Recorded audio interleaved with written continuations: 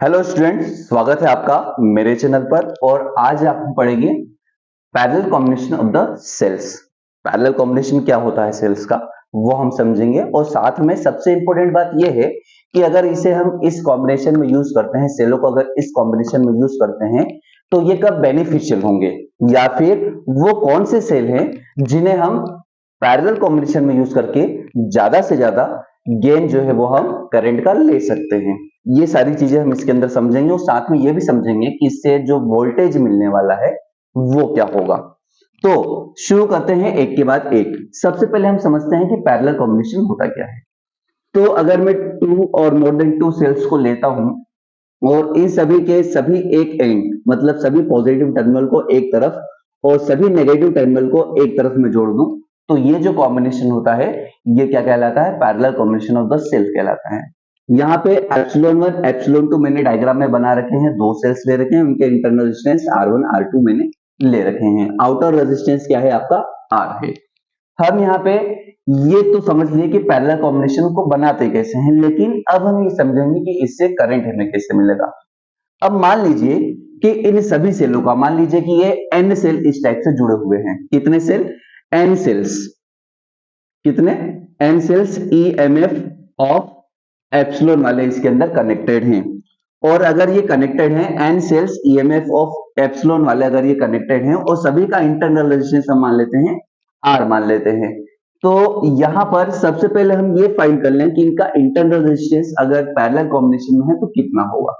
तो मान लीजिए 1 अपॉन R डैश हमने मान लिया, 1 upon R plus 1 upon R plus ऐसे ही n बार अगर होगा तो ये हो जाएगा n अपॉन R। क्या हो जाएगा ये, n अपॉन R इसका इंटरनल रेजिस्टेंस हो जाएगा, है ना। अगर यहां से मैं R डैश निकालूंगा तो मेरे पास क्या आएगा, R अपॉन n आ जाएगा। ठीक है, अब हम ये देखेंगे कि अगर इंटरनल रेजिस्टेंस का ये R अपॉन n है तो आउटर रेजिस्टेंस और इंटरनल रेजिस्टेंस मिला के टोटल रेजिस्टेंस कितना होगा। तो टोटल जो रेजिस्टेंस होगा, टोटल रेजिस्टेंस जो होगा वो होगा R प्लस R डैश, या फिर मैं इसको लिख सकता हूं R प्लस, यहां पे हो जाएगा R अपॉन n, यही होगा। तो हम जानते हैं कि जो ये रेजिस्टेंस अगर हमारे पास आ गया और हमारे पास एप्सिलॉन मतलब EMF E है, तो टोटल करंट कितना होगा, है ना। करंट होगा I equal to total EMF हमें कितना प्रोवाइड किया और टोटल जो इसके अंदर रेजिस्टेंस लगे हुए वो कितने हैं। तो I इक्वल टू हो जाएगा आपका, ये हो जाएगा सभी का हमने A मान रखा, क्या मान रखा हमने सभी का, एप्सिलॉन मान रखा, तो ये हो जाएगा एप्सिलॉन अपॉन, ये हो जाएगा R plus R upon n हो जाएगा। अब ये इसको अगर मैं सॉल्व करूं तो ये यहां पे क्या हो जाएगा, एलसीएम में n आ जाएगा, ये n का इधर मल्टीप्लीकेशन होगा तो n r plus r upon n होगा और अपॉन वाला n ऊपर जाएगा, तो I इक्वल टू आपके पास आ जाएगा n epsilon upon r plus r, और ये यहां पर n आएगा, क्या आएगा यहां पर n आएगा। इसका मतलब समझना बहुत जरूरी है, इसका मतलब समझना बहुत जरूरी है, तभी तो हमें पता चलेगा कि बेनिफिशियल क्या है, बेनिफिशियल कब होगा, ये हमें करंट कब ज्यादा मिलेगा। तो बेनिफिशियल कब होगा, यहां पे देखिए अगर मैं जितने ज्यादा सेल जोड़ूंगा वहां पे ये एन आर की वैल्यू बढ़ती जाएगी, एन आर की वैल्यू यहां पर क्या हो जाएगी, बढ़ती जाएगी, क्योंकि आई जो है वो inversely proportional to N R plus R है। तो आई कम होगा मतलब ये ज्यादा होगा तो आई कम हो जाएगा, तो इसको कम करने की जरूरत है। तो इंटरनल रेजिस्टेंस तो सभी का सेम है, लेकिन ये जितने ज्यादा सेल जोड़ेंगे उससे ये एन आर बढ़ता जाएगा, एन आर बढ़ता जाएगा तो हमें करंट क्या मिलेगा, कम मिलेगा, बेनिफिट कम होगा। इसका मतलब यह हुआ कि अगर हम सेल्स को पैरेलल कॉम्बिनेशन में जोड़ना चाहते हैं तो हमें ऐसे सेलों को जोड़ना चाहिए जिनका क्या हो, जो इंटरनल रेजिस्टेंस हो वो आउटर रेजिस्टेंस की तुलना में ज्यादा हो। मतलब यह हम कह सकते हैं कि जो आउटर रेजिस्टेंस हो सर्किट का वो सेलों के इंटरनल रेजिस्टेंस से क्या हो, कम हो। आउटर रेजिस्टेंस मतलब ये जो आर दिखाई दे रहा है आपको, ये आर क्या हो, ये जो आर है ये इन सेलों में कम हो। तो अगर सेलों में आउटर रेजिस्टेंस जो है वो कम होगा तो क्या होगा, ये एन आर की वैल्यू ज्यादा से ज्यादा सेल जोड़ने पर एन आर की वैल्यू क्या रहेगी, कम ही बनी रहेगी और आई हमें क्या होगा यहाँ पर मिलता रहेगा। और इस कंडीशन में हम ज्यादा बेनिफिट्स कमा सकते हैं या ज्यादा बेनिफिट्स ले सकते हैं इस कॉम्बिनेशन का। और इस कॉम्बिनेशन में ऐसे सेलों का भी यूज करना चाहिए जिनका इंटरनल रेजिस्टेंस आउटर रेजिस्टेंस से मतलब क्या हो, ज्यादा ना हो। ये चीजें है ना, आउटर रेजिस्टेंस से ज्यादा ना हो तो मतलब इंटरनल रेजिस्टेंस भी कम हो जाए और आउटर रेजिस्टेंस जो है वो आउटर रेजिस्टेंस इंटरनल रेजिस्टेंस से भी कम हो, है ना, मतलब उससे कम बना रहे। तो दो कंडीशन बेनिफिशियल कब होगा, एक तो सेलों का इंटरनल रेजिस्टेंस जो है वो क्या हो, कम हो। इंटरनल रेजिस्टेंस अगर कम होगा तो क्या होगा, ये आर की वैल्यू कम हो जाएगी। दूसरा, इंटरनल रेजिस्टेंस अगर कम है और साथ में आउटर रेजिस्टेंस भी अगर कम है ना, तो हमें ज्यादा से ज्यादा करंट यहां पर मिलेगा। अब हम समझ लेते हैं कि ऐसे कौन से सेल हैं जिनका जो क्या करते हैं, आउटर रेजिस्टेंस को कम कर सकते हैं। आउटर रेजिस्टेंस मतलब एन आर को कम कर सकते हैं, मतलब वो इस आर से ज्यादा हो सकते हैं, मतलब ये आर जो है इनसे ज्यादा हो सकता है लेकिन ये ज्यादा नहीं होना चाहिए। तो जनरली क्या होता है कि जब भी हम बेनिफिशियल इसका देखते हैं तो हम देखते हैं कि किसी सेल के अंदर अगर उसका इंटरनल रेजिस्टेंस हाई है, अगर इंटरनल रेजिस्टेंस हाई है तो इंटर रेजिस्टेंस हाई को कम करने के लिए उसे पैरेलल कॉम्बिनेशन में जोड़ दो तो उसका सभी का इंटरनल रेजिस्टेंस सेम हो जाएगा, मतलब वो ऐड नहीं होगा। अगर वो ऐड नहीं होगा तो क्या होगा, वो जो टोटल करंट मिल रहा है उस पर इफेक्ट नहीं डालेगा, क्योंकि अगर इंटरनल रेजिस्टेंस क्या होगा, हाई होगा और उसे सीरीज कॉम्बिनेशन जोड़ देंगे तो वो इंटरनल रेजिस्टेंस एंड टाइम को और बढ़ा देगा। समझ में आ रहा है ना क्या बोल रहा हूं मैं। तो ऐसे सेल जिनका इंटरनल रेजिस्टेंस हाई हो उन्हें पैरेलल कॉम्बिनेशन में जोड़ना चाहिए। और ऐसे जो सेल्स होते हैं उन्हें हम क्या कहते हैं, प्राइमरी सेल्स। क्या बोलते हैं हम, प्राइमरी सेल्स बोलते हैं। जो नीफे सेल्स होते हैं, जो ड्राई सेल्स होते हैं, ये प्राइमरी सेल्स जो होते हैं इनका इंटरनल रेजिस्टेंस क्या होता है, हाई होता है। और इंटरनल रेजिस्टेंस जिन सेलों का हाई हो उन्हें सीरीज कॉम्बिनेशन में जोड़ नहीं सकते क्योंकि वो सर्किट का रेजिस्टेंस और बढ़ा देंगे।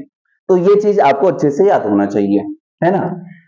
अब हम देखते हैं कि अगर यहां पर हम वोल्टेज फाइंड आउट करना चाहें तो कितना होगा, है ना। तो ये तो हो गया आपका आई कि मतलब आई किस कंडीशन में कम या ज्यादा होगा। अब दूसरा हम देख देते हैं कि वोल्टेज हमें कितना मिलेगा। तो सबसे पहले हम ये समझते हैं कि आई इक्वल टू हमारे पास यहाँ पे I1 और I2 दिखाई दे रहा है ना। अब ये दो चीजें हैं लेकिन एक क्वेश्चन मतलब एक इक्वेशन में पढ़ रही है V equal to epsilon minus I R. अगर मैं यहां से आई की वैल्यू निकालूं तो आई आर इक्वल टू हो जाएगा एप्सिलॉन माइनस वी और आई इक्वल टू हो जाएगा epsilon minus V upon R, नहीं होगा। इस हिसाब से अगर मैं यहां देखूं तो ये हो जाएगा epsilon 1 minus V upon R1 plus epsilon 2 minus V upon R2, क्योंकि हमने दो सेल एप्सिलॉन 1 एप्सिलॉन 2 वाले हमने जोड़ रखे हैं, इनके इंटरनल रेजिस्टेंस R1 R2 है। अब इसको अगर हम सॉल्व करते हैं तो I इक्वल टू हमारे पास आता है epsilon 1 upon R1 plus epsilon 2 upon R2, है ना, epsilon 2 upon R2 minus V upon R1 minus V upon R2। इस टाइप से लिख सकते हैं। ये सभी को अलग अलग हम यहाँ पे लिख देते हैं। मतलब अगर ये चीज आपको ना समझ में आ रही हो तो इसे एक काम कर सकते हैं, ऐसे भी लिख सकते हैं कि ये epsilon 1 upon R1 minus V upon R1, मतलब ये R1 दोनों के अपॉन में है, plus epsilon 2 upon R2 minus V upon R2, ये चीज हो गई। अब यहाँ पे I इक्वल टू हो जाएगा epsilon 1 upon R1 plus epsilon 2 upon R2 minus V में कॉमन ले लेता हूं यहां से, इन दोनों में से V कॉमन ले लूं तो मेरे पास बचेगा 1 upon R1 plus 1 upon R2। अब यहाँ पे देखिए ये जो इक्वेशन है I इक्वल टू यहाँ पे अगर हम देखें तो I equal to E minus V upon R, है ना, E minus V upon R को सेटिस्फाई कर रहा है। तो I इक्वल टू हम देखते हैं ये हो जाएगा epsilon 1 R2 plus epsilon 2 R1 upon R1 R2, ये हो जाएगा। हमने R1 R2 को कॉमन ले लिया, एक्चुअली एलसीएम ले लिया, तो R1 से R1 यहाँ पर कैंसिल होगा तो R2 का मल्टीप्लीकेशन इधर हो गया, इधर R2 से R2 कैंसिल होगा तो R1 का मल्टीप्लीकेशन हो गया माइनस V, और ये हो जाएगा आपका R1 R2 upon R1 plus R2 हो जाएगा। तो इस इक्वेशन की अगर हम यहाँ पे क्या करते हैं, मान लेते हैं कि इस पूरे कॉम्बिनेशन के अंदर इक्विवेलेंट रेजिस्टेंस क्या है, ये आपको ये बताएगा, है ना, और माइनस जो इक्विवेलेंट इंटरनल रेजिस्टेंस है वो ये बताएगा। तो इक्विवेलेंट रेजिस्टेंस अगर हम बात करते हैं तो यहाँ पर ये, और इक्विवेलेंट अगर सेल की बात करेंगे ईएमएफ की तो ये हो जाएगा, क्योंकि इसका अगर हम कंपैरिजन करें तो E equal to epsilon minus क्या हो जाएगा, ये I इक्वल टू यहाँ पे E minus V upon R आ रहा है ना,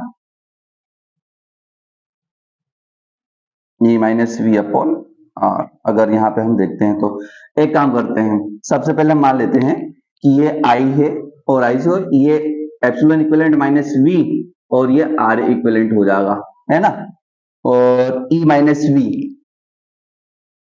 आई आर, ये कुछ गलत हो रहा है यहाँ पर, है ना। एक काम करते हैं, हम इसको एक के बाद एक सॉल्व कर लेते हैं।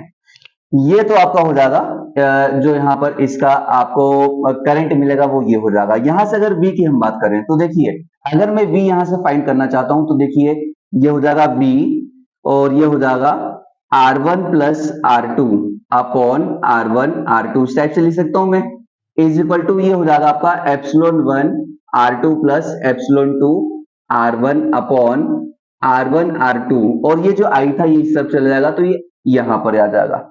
अब देखिए, अगर मेरे को सिर्फ V चाहिए तो क्या करना पड़ेगा, V इज इक्वल टू हो जाएगा ये पूरी इक्वेशन आप अंदर लिख दीजिए, epsilon 1 R2 plus epsilon 2 R1 upon R1 R2 minus I, और ये जो है ये इधर मल्टीप्लीकेशन में है, उधर जाएगा तो डिवाइडेशन में, पूरे डिवाइडेशन में आएगा, लेकिन डिवाइडेशन में भी क्या हो जाएगा, मल्टीप्लाई, उलट गुणित जिसको अपन बोलते हैं, तो ये हो जाएगा R1 R2 upon R1 plus R2 हो जाएगा, ठीक है।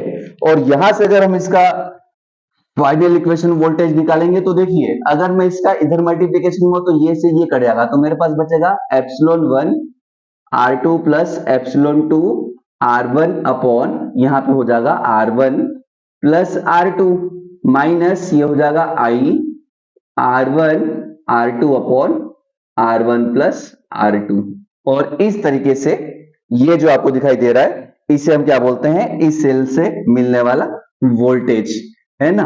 और ये वोल्टेज और करंट ये हमने यहाँ पे देख लिया। डेरिवेशन इस टाइप से होता है, थोड़ा सा मतलब डिफिकल्ट नहीं है। अगर आपको मैथमेटिक्स आती है, यहां से अगर आपने सॉल्व करना शुरू किया तो अपने आप ये V इक्वल टू आप क्या कर सकते हैं, एस्टिमेट कर सकते हैं। तो यहाँ पे V equal to E minus I R जो होता है वो आपको दिखाई दे रहा होगा, क्योंकि V equal to E minus I R. अगर कंपेरिजन हम करें तो ये पूरा इक्विवेलेंट हो जाएगा, क्या हो जाएगा, इक्विवेलेंट हो जाएगा। तो ये हो जाएगा V इक्वल टू, इसको हम मान लेते हैं एप्सिलॉन इक्विवेलेंट माइनस ये I, और इसे हम मान लेते हैं R इक्विवेलेंट। तो इस तरीके से ये जो होता है ये इक्वेशन को सेटिस्फाई करता है। और यहाँ पे हम देख लेते हैं कि एप्सिलॉन इक्विवेलेंट इक्वल टू कितना है, तो ये हो जाएगा epsilon 1 R2 plus epsilon 2 R1 upon R1 plus R2, और यहाँ पे R इक्विवेलेंट की जगह क्या है, R इक्विवेलेंट की जगह आपके पास है R1 R2 upon R1 plus R2। तो ये दो चीजें अगर आपको मालूम है तो यहाँ पर ये चीज आपका कंप्लीट हो जाता है। आई होप आप लोगों को समझ में आया होगा कि कब ये बेनिफिशियल होता है और कब ये हमारे लिए नुकसानदायक हो सकता है। तो पैरेलल कॉम्बिनेशन तभी बेनिफिशियल होता है जब इंटरनल रेजिस्टेंस को, जिन सेलों का इंटरनल रेजिस्टेंस हाई हो उन्हें पैरेलल कॉम्बिनेशन में जोड़ दिया जाए, जिससे हमें क्या मिलता है, ज्यादा से ज्यादा करंट यहाँ पर मिल जाएगा। वो ज्यादा से ज्यादा करंट मिल जाएगा तो हमें क्या होगा, ये हमारे लिए बेनिफिशियल होगा। ठीक है, अगले वीडियो तक के लिए जय हिंद।